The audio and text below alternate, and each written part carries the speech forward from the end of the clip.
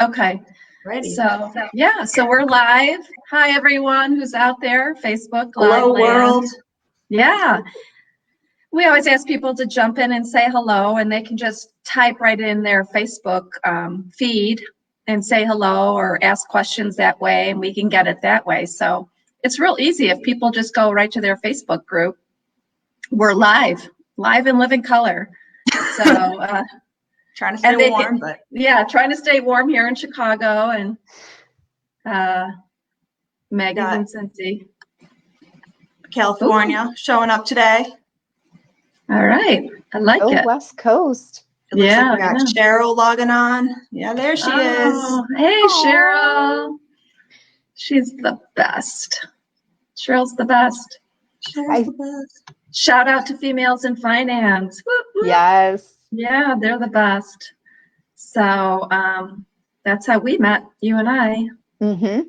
Yeah, I saw Cheryl yesterday, actually, on a virtual meeting. She's the greatest. I just love her so much. Yeah. Oh, we have another Midwesterner here. Hi from Madison. Yeah, so Beth is going to have a great story today about life insurance and her experience without it, or her parents' experience without it. Yeah, when we first met Beth and we heard her story, we're like, we've got to share her with our women. Oh, thank you guys. Yeah, of course. It's so important. It's so important. And my Females in Finance friends. It's so important because so many women don't think they need life insurance, especially if they're stay-at-home moms. Oh, another California person. And we're here to share how important it is and how affordable it can be. And even in these days of COVID, right? All bets are off. Everything got turned on its head. So, hi, friends. It's Kathy. She's saying hello. Nice. Aww. She's the best. Yeah. Happy to see Beth here, she says. Yeah. Is that Kathy Sikorsky? It is. She's adorable. I love her too. I just saw her last week. And she's going to be next week, I believe. Oh, is she? Okay. She's always a good laugh. I will have to make sure that I jump on for Kathy because she's absolutely amazing. Yeah. Oh, she's always a great support. Dina's here. We have our California people logging on right away. Our California contingent. So, yeah, we've been promoting this topic. It's very timely. And then we have a fun announcement when you're done, Beth. So. Oh, I love fun announcements. Yeah, some exciting news from Purse Strings. So everyone will just have to stick with us. Yeah. That's right. Oh, and we got Daryl on here. Hi, Daryl. Hi, Jamie Hickerson. We got Jamie on here, Colorado. We're all over this country. We are. Yeah. We're well represented. So, all right. Yeah. Well, I think we got a good amount of people on, so I think we're ready to get started. I just want to let everyone know to feel free to ask any questions throughout, and we can take breaks and pause and get your questions in. So feel free to pop them in the chat while we are talking. But today we have Elizabeth Moss presenting to us. She is passionate about helping advisors protect and grow their business with the incorporation of insurance-based financial products. Her expertise are in the area of long-term care, life insurance, income, retirement, and proactive planning, with a passion for assisting others to prepare for the unexpected. Sounds just like you, Beth. Thank you. So yeah, we'll hand the floor over to you and let you get started. Okay, thank you so very much, Dr. Barb and Maggie. I appreciate you guys giving me the opportunity to speak with your Purse Strings community today. I'm actually very honored. And I'm a little bit nervous today because this is something that, even though I talk about life insurance planning all the time, and this has been my passion for the past 20 years, it's very rare that I get to share what led me to a career in financial services and helping financial professionals help their clients. It's a very personal conversation. And when I first met Maggie and Barb and shared with them a little bit of my story, they asked if I would be willing to share this with their community. So even though it's what drives me every single day, it's very unusual for me to share it with such a large audience. But I'm delighted to be able to have this conversation with you all today. I actually had my first experience with life insurance and life planning and having a plan in place when I was very young. I was, my parents were both incredible, fantastic individuals, but they're young. And I think when we're young, we have this idea that we have this infinite amount of time to be able to plan for life's unexpected, the unexpected things that can come up. And especially when it comes to talking about death and the fact that none of us actually know when our time is going to be up. And nobody likes to talk about the fact that we might not be here one day to be able to care for those that we love. And that happened to be the scenario that I experienced. My parents were married when they were straight out of high school as high school sweethearts. Their marriage did not last very long, but they had me, and they were both the most incredible parents you could imagine. Even in co-parenting for the majority of my life, they both talked about how incredibly much they loved one another. And they were a team. They were a great co-parenting team for the majority of the time. But no parent co-parenting is 100% fantastic. I grew up with my mom the majority of the time, and I have a younger brother who is 8.5 years younger than I am. And my first experience with life insurance and life planning came when I was 14. I like to think about this and look back and think that my parents were in that same scenario where they just never thought that they would have to be planning for the event of their death when they were so incredibly young. My mom was 34 years old. It was in the winter time. And she was going to a funeral for her best friend's mother. And I remember my brother and I were, my best friend was over, and we were going to go sledding down our street because we had this wild ice storm. And for everybody who's in the Midwest, I know you're experiencing that right now. And sometimes you think that you might have an idea that something's going to change. And I remember this day specifically because of how my mom said goodbye to me. And she was always very loving and nurturing, and she cared for my brother and I the best way that she could. We didn't have a lot. We didn't have a lot of money, but she was an absolutely phenomenal mother. And we lived way out in the country. And so when she left that day, she said, I love you. I'll see you in a little while, and have fun. And none of us realized that evening our lives would change significantly. My mom's car broke down while she was on her way to her friend's mom's funeral, and she was walking to a local farmhouse. And unfortunately, she was struck by another vehicle. She was 34. My brother was almost 5, and I was 14.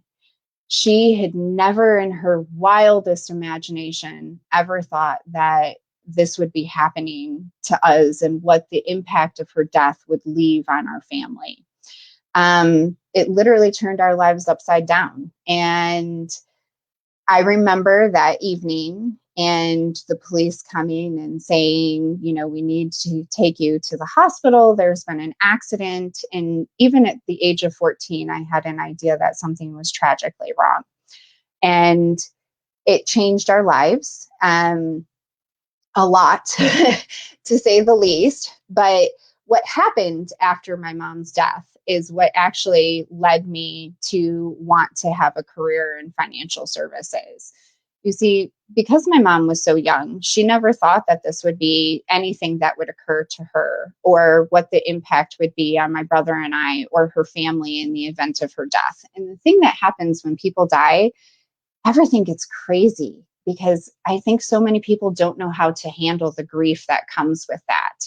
And she was never big on, we didn't have a lot of resources. She didn't have a ton of money. She had no instructions for what would happen if something were to happen to her. There was no will, there was nothing. And so it actually divided our family, because you go through death, and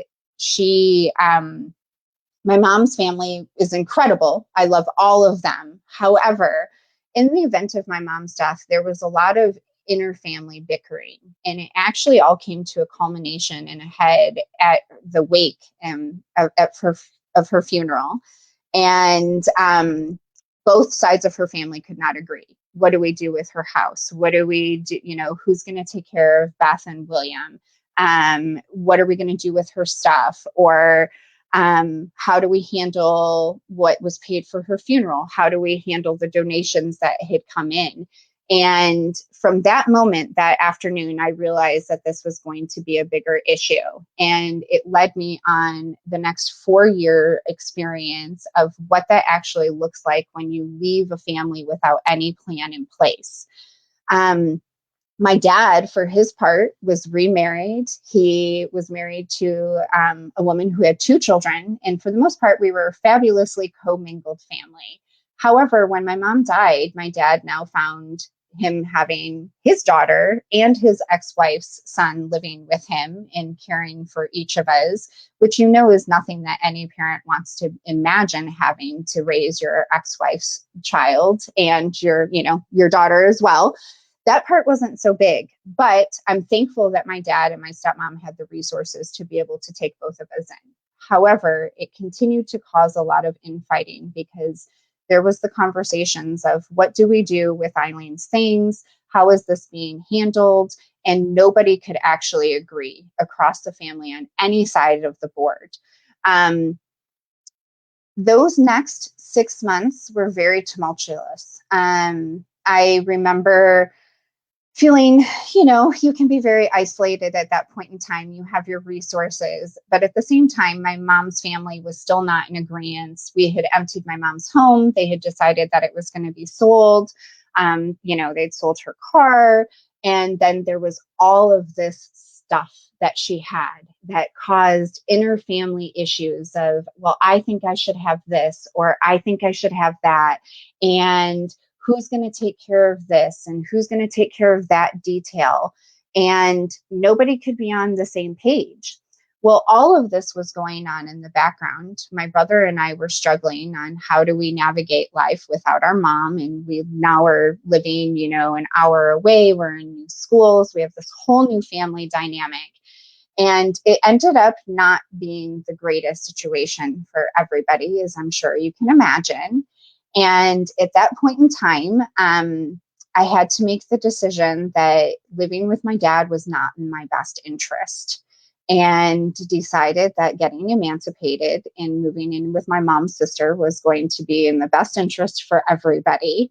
And so I started on this venture, while also having my mom's estate issues going on in the background. And I remember sitting at the age of 14, 15, I had just turned 15 when this decision came about, looking for an attorney who could actually help me navigate guardianship with my dad being removed, and also settling my mom's estate. Because by this point in time, nobody in my mom's family could agree on anything that was to take place.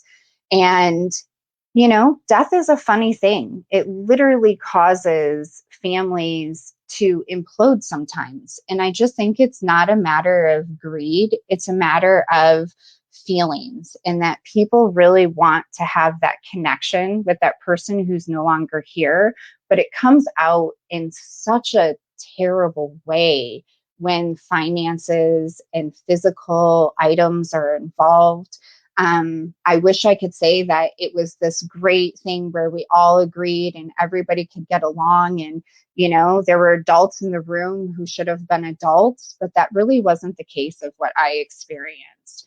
And so I was incredibly fortunate to go through the Yellow Pages, because, this was way back in the day, And I found an incredible attorney. Her name was Shirley Burgoyne, and she was on her retirement, getting ready to leave her practice. And she said, "This will be the last case that I take on." When Shirley began working with me, she was an unbelievable lifesaver.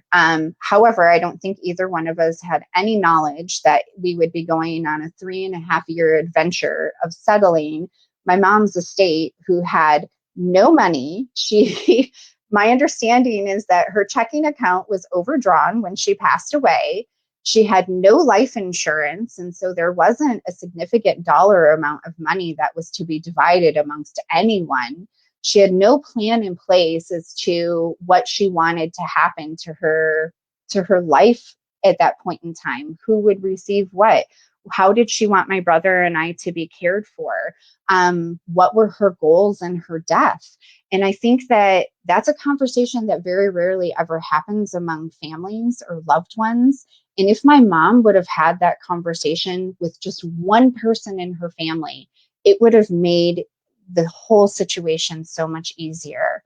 But that's not what happened, because she really honestly didn't believe that at the age of 34, she should have to be planning for her death or to have any form of plan in place, because, like young people, you think you have forever to be able to plan for these things. And so I found myself at the age of 15 with an estate planning attorney who not only was going to help me navigate my mom's estate, but also help me navigate guardianship with my dad. That went on for a few years. And while all of this was happening, I still continued to try to have a relationship with my family. And it just didn't go very well. They weren't very receptive to the fact that even though we were in court all the time, that I still loved them. I still wanted to have that connection with them. I mean, losing a parent is tragic, but having to navigate all of this on top of it made that tragedy that much more significant. I don't know if any of you are familiar with going through probate, but when you go through the probate process, it is not pleasant. It is very time consuming. And in the end, it's all up to the judge on what's going to happen with that individual's assets, how they're going to be divided. And we're talking about a woman whose checking account was overdrawn, who loved estate sales. All of our furniture came from estate sales, and she loved to collect antiques. Yes, some of it had monetary value, but none of it was anything that should be dragged out in court over a 3.5-year period. And that's actually what ended up happening. For 3.5 years, I went to court with my mother's family, sitting on the other side of the aisle, arguing about the most ridiculous stuff you could imagine. And none of it was anything that I really even cared about. I just wanted her estate to be settled and to have everybody be happy and to move on and get over this chapter, not get over, but to overcome this chapter in our life that was literally causing so much strain on everybody's family relationship. Not only for my mom's family, who had lost their sister and their daughter. I mean, my grandmother is one of the most incredible women that I can think of. And she was so incredibly impacted and hurt by losing her daughter that I think she also forgot the bigger sight of, okay, I have my grandchildren. We shouldn't be arguing about this stuff. Who cares who's going to get a China doll because you feel like you should have an emotional connection to it? And at the same time, navigating getting separated from my dad, which was everything else on top of the pie. And believe it or not, that actually ended up going a little bit better than I anticipated. And I was able to eventually have a great relationship with my dad. But while I was settling my mom's estate for that 3.5 years, it was not fantastic. And I'm thankful for the individuals that were able to help me and support me through that. And I'm forever thankful to Shirley, the estate planning attorney, because I would have been absolutely lost and had no idea where to turn or how to even navigate the probate process. When you're going through probate, it really is up to the judge as to what's going to happen. and to the other side of the aisle that is going to decide if they're going to be contentious or if they're going to agree. In the end, after 3.5 years, we were able to get my mom's meager money that was left over divided in a way that was comparable to everybody, so that they felt that they were getting their, their share of what they were owed, whether it was helping clean out her home or driving, all of her stuff to storage, or cleaning out all of her stuff and going through it and sitting down and paying for the funeral and paying for lunch. After 2.5 years, at the age of 18, I actually sat across the table from my mom's family, and we were able to put all of that to rest. I cannot imagine what going through this would have been like if I didn't have the support of Shirley and my mom's sister at that point in time, as well as, navigating the custody issues and guardianship and being emancipated from my dad. At the age of 18, I finally was able to look forward, and I was able to look back and say, I'm better for the experiences that I had.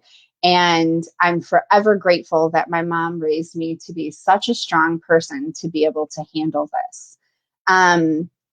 I was graduating high school. My brother is my most important person in my world besides my husband. And we had actually been living separate at this point in time. He stayed with my dad and his wife. And when I was a senior in high school, he came to live with us. And that was like the ultimate. I actually felt as if everything was going to be on the right track. My dad at the time was going through a divorce. And during all of this time of wanting to settle my mom's estate and have all of this stuff taken care of and still wanting that connection with your family, I was able to bridge the relationship with my dad. When I graduated, I invited him, and he was the first parent there, like 3 hours early. And it was like the sun was shining, and it was a whole new day, and we could move forward and just be thankful for the experiences that we had, because it brought everybody closer together. And I had this beautiful relationship with my dad for the next 4 years. I remember when my dad was 39, he sat me down and said that he was experiencing some heart issues. And at that point, I was, okay, we're going to take care of this. It's going to be great. Everything's going to be wonderful. Like most men, they're not very big on the details. I'm not concerned about what's going to happen next week. I'm more concerned about what's going to happen tomorrow. Don't ask me what's going to happen in 6 months from now, because I'm focused on here and now.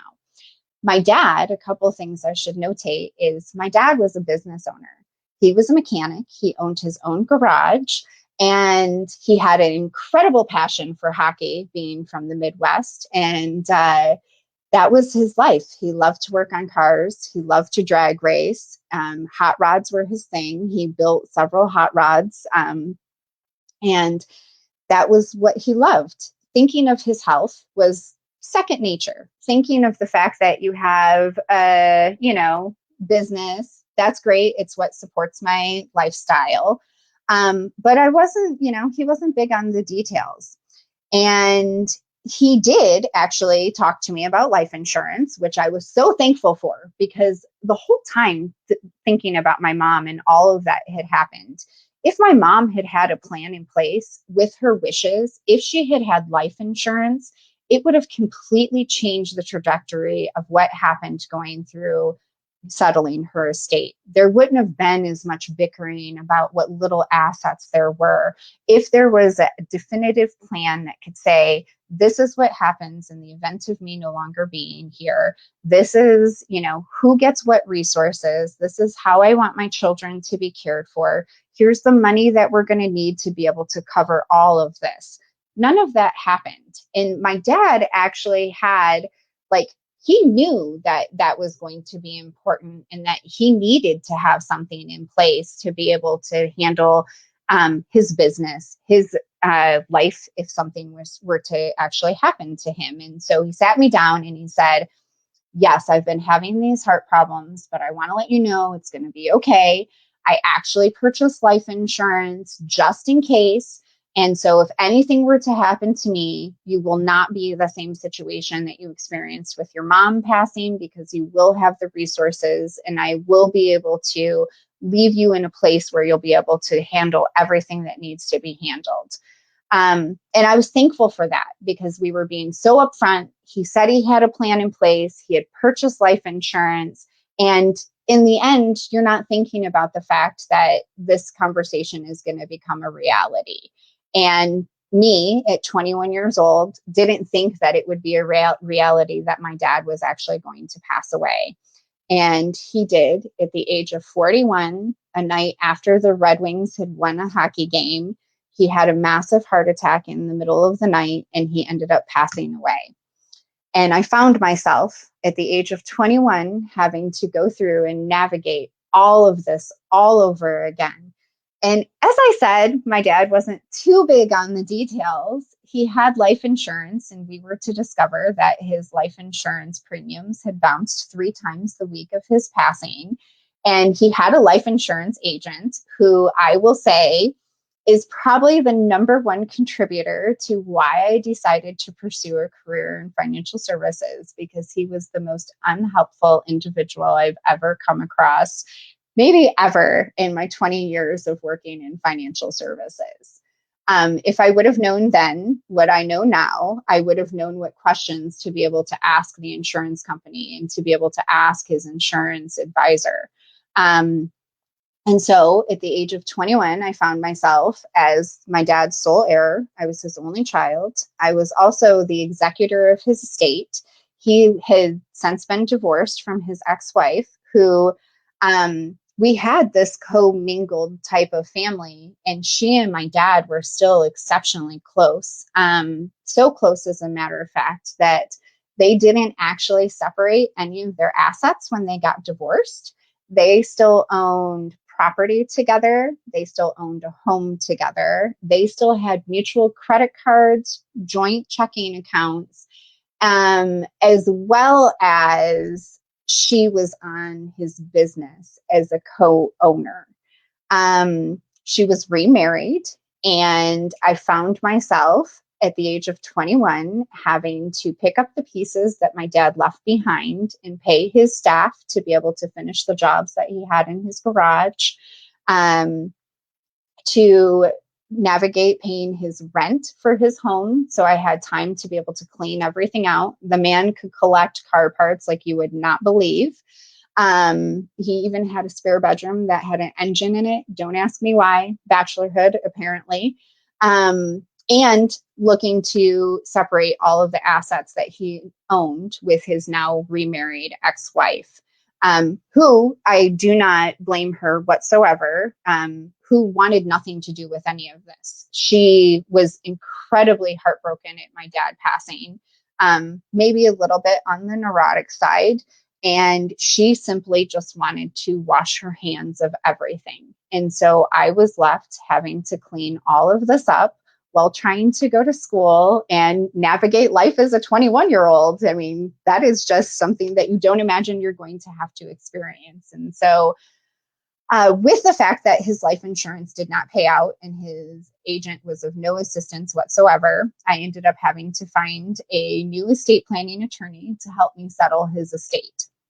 Now, the uncommingling of assets with his ex-wife was the most intricate part of this, because technically those are assets that his creditors thought that they could have access to in the event of his death. And I did go through some of his clients trying to sue me, some of his creditors trying to sue me, and they all wanted something for a man whose checking account had no money in it. His life insurance premiums had bounced 3 times that week alone, and everything he had of value was wrapped up in his cars and his business. I mean, that was it. And his ex-wife, who said, oh, we own this piece of property that's a vacation property, but the payment hasn't been paid in 6 months, and I'm just giving, like, I don't want nothing to do with this. And So I had to remake up all of those payments to be able to have something to be able to settle my dad's estate and help facilitate some of the money that his creditors wanted to receive. I did not realize at this time, I was a little more prepared for the fact that it would take multiple years. I was lucky. It took 2.5 years to settle my dad's estate. However, it was a complete nightmare to be able to navigate this. And I keep looking back, and I've always looked back at my parents and said, if only they could have been bigger on the details. If only someone had actually talked to them about how important it is to have a life plan in place where you do have life insurance, you have a will, you have something that says this is what needs to happen in the event of my passing. With settling my dad's estate, the attorney I worked with, her name was Elaine Rosati, and she's also since retired, but I had no money. All of my money was going to pay for all of my dad's, his business, his rent, all of that stuff, as well as storing everything from his business so that we could have a sale and have money to be able to put back into the estate. After 2.5 years, we were able to get everything settled. We were able to get all assets separated from his ex-wife. We were able to sell what we could sell that had monetary value. And this whole time, my attorney had only been charging me, a couple $100 here, a couple $100 there. And at the end of it, in 2.5 years, the estate was left with $5,000. And we had spent way more in resources, at least I had, than $5,000 over that 2.5 year period. And I know my attorney had spent way more than that in billable hours. I mean, we're talking about a man who had not filed his taxes in 3 years before he passed away. So you can imagine how difficult that was to be able to navigate what assets he actually had, how do we close his business while it's being co-owned with his ex-wife. And in the end, it ended with $5,000. And Elaine sat me down and said, I want to share in what is left over in your dad's estate because you need to have something. Everybody deserves to have something from their parents that they can carry into their future. And she said, I'm going to take half of this because that's at least a portion of my fee. And I want you to take the rest and I want you to use it to, finish school, get married, whatever it is that you're going to do. And she said, every child deserves to have something from their parents. And you definitely deserve to have something after all that you've been through. And I look back on all of this and say, one, I'm incredibly thankful. But I also look back and say, okay, what can I do to help others not to have to experience what I experienced? And that's what led me to my career in financial services, is to help others not experience the same things that I experienced, especially when it comes to life insurance planning. If you can take anything away from me sharing my story today, it's how important it is to have that conversation, not only with those that you love, but with your financial professionals, with your insurance professionals. Talk to them about, okay, what is life insurance? What options do I have? How do I even apply for life insurance? Most people say, I don't need life insurance, or I don't even believe in life insurance.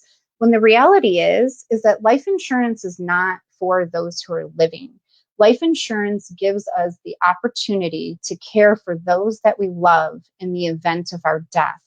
When people die, the emotional side of it is so incredibly overwhelming. And then when you add all of these other layers in of settling their estate, what resources they had, what assets they had, who is going to take care of the children, who's going to handle, they had a dog. My mom had a dog who she loved, but we couldn't take her dog with us. All of this brings a call to action of how important it is to have these conversations. Talk to your professionals, reach out to Barb's community and ask about who can I get in touch with about receiving some life insurance? What are my options that I have? What is the price that's associated with that? A lot of people say, well, I can't afford life insurance. But you don't realize that you can actually buy life insurance for pennies on the dollar. It is not this massive expense that you're going to incur. And the benefits that are there by having a plan in place, by having life insurance to care for your loved ones in the event of something happening to you, is absolutely priceless. I cannot say that enough as to how valuable it is for those that we leave behind. And so I hope with me sharing all of this with all of you today, that it can draw some attention to the need to be having these conversations, to be looking at what resources are available. I know Barb said that she's going to be providing a checklist and follow up as to what you need to be aware of when you're talking to people about life insurance. And just know and take my experience, at least that's my hope, is that you can take my experience and say, I want something better for my family and my loved ones in the event of something happening to me. I know that's what I say to my husband all the time, and it drives him crazy. And I was so insistent that we get life insurance as soon as we got engaged that he thought I maybe was just a little bit off on it. But now he can look back and say, I completely understand as to why this is so important. And when you're talking to your parents and when you're talking to your loved ones, it shouldn't be a conversation that's taboo. It should be a conversation that you can feel comfortable having, and having the resources available to be able to reach out and ask the questions to give you the information that you need to be more informed and to know what decisions need to be made and what type of plan you should have in place in the event of something happening to you. And so with that, I want to thank Barb and Maggie for allowing me to share today. If anybody has any questions, please let me know. And I really do hope that you could find value in everything that I shared. Woo! That's such a story. It's an amazing story. And thank you for being, I know, somewhat vulnerable and sharing that very personal story. But I've got goosebumps. But I think people, will learn so much from your experience. And, you've really leveraged this experience in terms of a learning, what we all can really learn from what you've gone through. And even in the fact that you didn't even mention how you had to raise your brother for a while. Yeah. Yeah, that's the other part of it, is that I did raise my brother. And he is, like I said, my most favorite person in the world besides my husband. And we did, at the age of 24, almost 25, as newlyweds, we actually had my brother, who's 8.5 years younger, move in with us. And so we had a teenager. And that was a whole new experience that I can't even, I'm so thankful for it. And I love both of them so incredibly much. But yes, that was the other part of it, is that we had my brother, and he's now an amazing young man and dad. And he's so thankful that we were able to raise him the way that we did. But yeah, that was another challenge that was just lost in there. Yeah. Like Maggie said, boy, Beth has lived a life and a half before she was even 21. Right. It's amazing. So many people were commenting just how impressive the story is and how you really just need to get prepared. I know Patty was commenting in here that, she has a daughter who's 20 and could not even imagine, doing all that, going through all that. Got Cheryl in here mentioning, when you were 15, you were so young. Yeah. Yeah. But one question that you did bring up was questions that you would like to ask your life insurance agent if they were good. I know that you mentioned that your dad's life insurance person was less than helpful.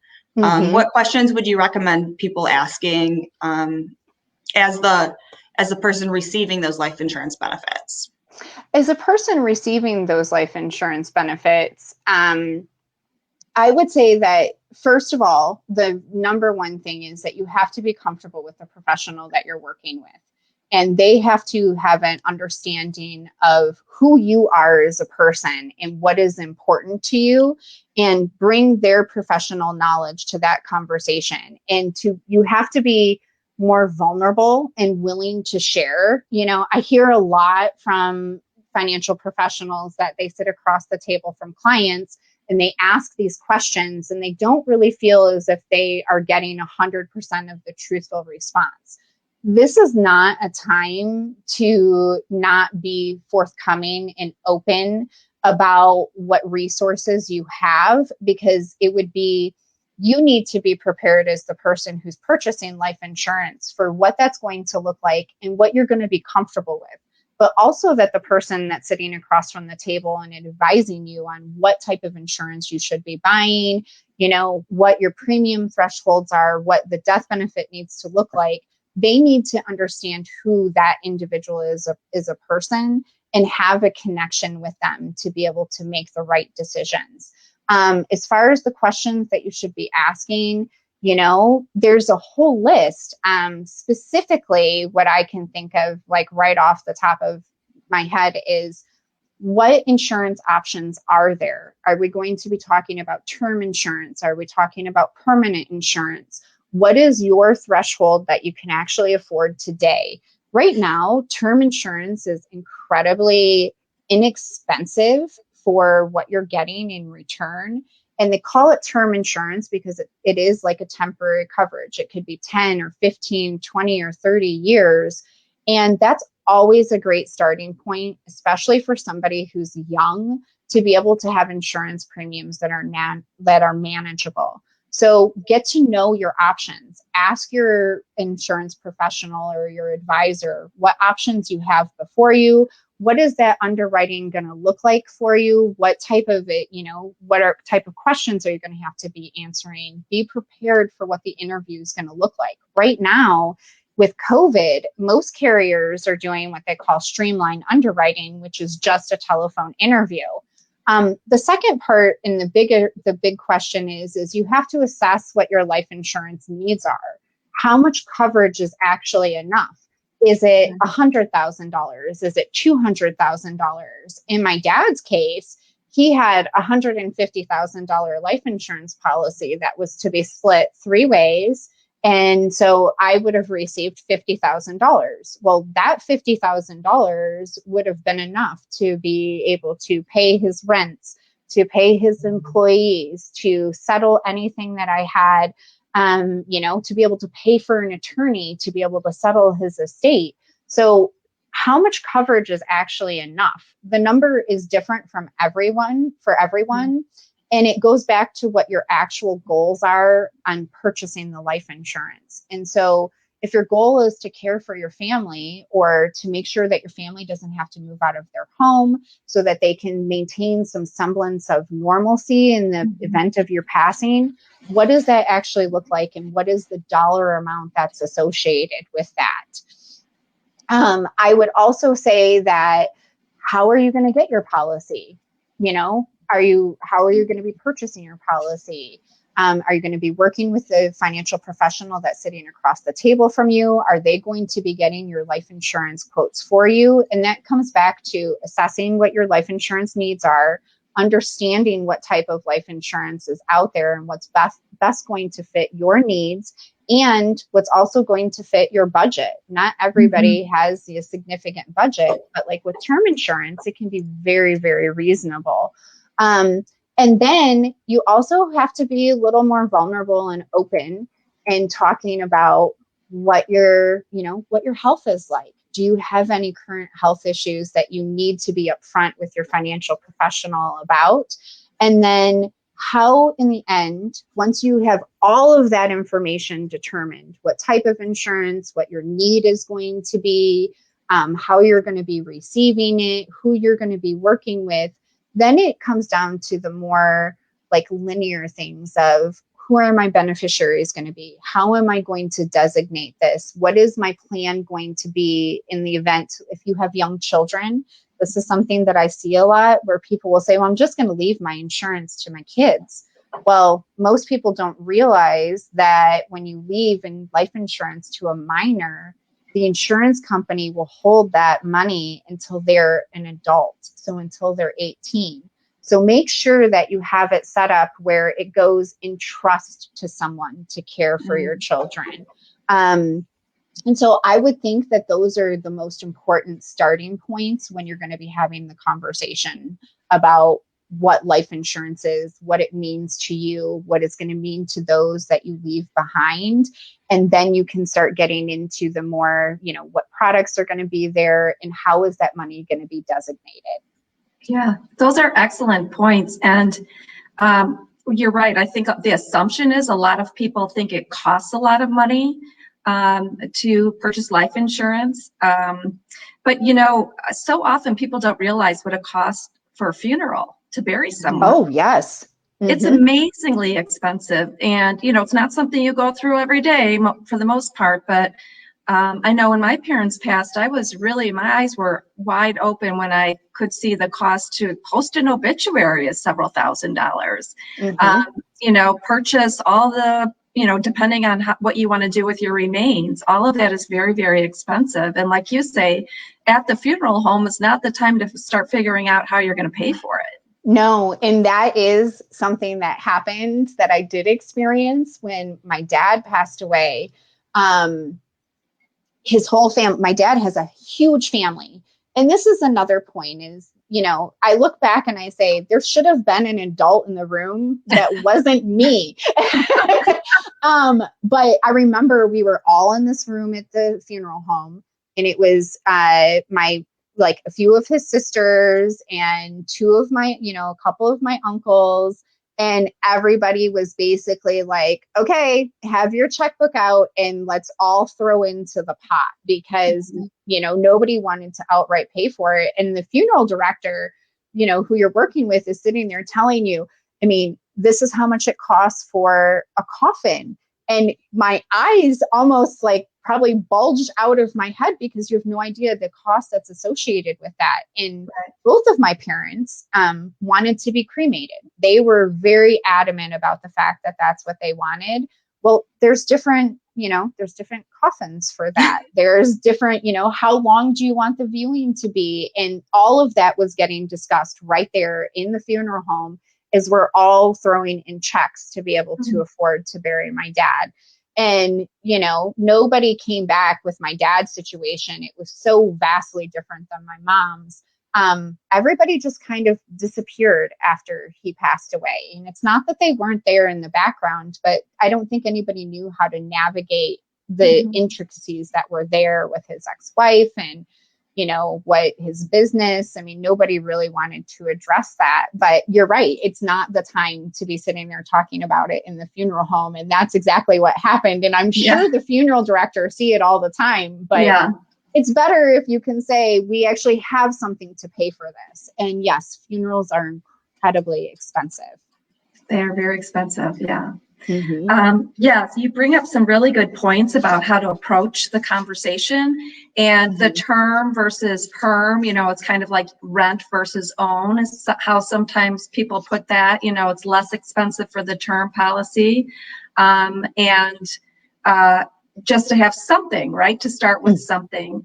I remember a financial provider said to me one time that he had a young couple that purchased life insurance, and they called him and said, we're having a baby. In fact, we're having twins. So we can't afford to pay that life insurance policy anymore. We're going to have to cancel it. And he said, I suggest you double it, triple it, and really had to have some conversation with him saying, let's take a look at driving those car payments down or cable down or something like that, because now is the time when you're going to need it more than ever. Yeah. Mm-hmm. And people don't really understand the value and the importance at that point in your life. No. And I remember, Cheryl, she does her, with Life Insurance Awareness Month, and everybody puts in, she asks for statements about life insurance. And one that has always stuck with me, and I think it was from last Life Insurance Awareness Month, somebody shared, GoFundMe is not a life insurance plan. And we see that everywhere. You see people on the corner with a sign, somebody passed away and they're looking for money to be able to pay for it. And in that young family, that is definitely not the time you want to be saying we can't afford our life insurance, because that's the thing is you look at the expense today, what is the expense going to be for those that you love if you're not here? Right. When my husband, when I was so adamant about life insurance, he was like, and he navigated everything with my dad. I was very fortunate to have him by my side at that point in time. But at the same time, he's like, we're, 23 or 24, we just got engaged. And I'm like, life insurance first thing. And it's because now we bought a home together. We had my brother that we were raising. He has younger nephews. I said, Tim, this is so important to have a plan in place for either one of us. Yeah. I want you to be able to continue to live in our home if something were to happen to me. And, you're going to have my brother. I want you to be able to continue to afford to raise him. And so he said, yes, I do understand, but it is really the time to be increasing your insurance instead of saying we can't afford this. Yeah. And on that note, I've heard it said that life insurance is a love letter to your family. Oh, yes. I love that. Which I really think is the way you need to look at it. So yeah, your story is amazing. I'm sure everyone who listens to it is going to find so much value and light a fire under them if they don't have insurance to really get it started. So thank you for sharing. Thank you, Beth, for sharing your story and being so vulnerable. I mean, it's a lot to share, but I think this really gets some people started and to, really see why it's so necessary to get life insurance. Yeah, especially if you're having twins. Well, I can't thank you ladies enough for actually giving me the opportunity to share. I really wasn't kidding when I say I've been, this is what my passion is that leads me every day. And it's very rare that I ever share like my why. And that's the thing is we all have a why for something we do. And I appreciate the opportunity immensely. Oh, we appreciate you. Yeah. Thank you. Okay, so I think we have a special announcement, Maggie. Yes, we do. So Purse Strings has created a course that we call Financially Fearless Foundations, and it has your budget, your net worth, your SMART goals. It also has a whole section of about the paycheck of who takes what and why. So all those lines that everyone's taking out your money for. We are releasing that right after this call. It has worksheets with it and online like Excel spreadsheets to go along with it too. And so we are handing that out to all our women in this group. It is a course that you do at your own pace, and it has different activities in it. And we are just providing this to all our women out there because we really believe our passion is that women need to become what we like to say financially fearless, and own their financial story and make really good decisions for herself and her family. We want women to feel confident and competent when making these decisions. And so part of the reason, we want everyone to go to financial professionals, but sometimes we just need to refresh or start the foundational work. So Barb and I are very excited about this course. And we hope the rest of the women out there are too, and really come to the table and own their financial story. So, and it's free. So that's amazing. Yeah, I love that. Excited. So yeah, we want everyone just to share the link and with everybody that you know, and it's all about more free financial education for women and get the foundations in order. Yeah. And then when you're ready for a professional, turn to our Purse Strings approved providers on our website, and they will treat you with respect and care and dignity and really ask you these questions to make sure that you have the best plan for you and your family or whatever loved ones. Yep. So it'll be up and running. You can have access to it right on our Facebook group. So tell your friends to join and jump in and take advantage of it. So I think that's what we got for today. So thank you again, Beth. It's been so great. Yeah. Great story to share. And I'll share the link with you after this. Okay. And thanks everyone for tuning in today. We'll see you next week. Thank you again, Beth. Thank you so much, ladies. I'll see you soon. Okay. Bye, everyone.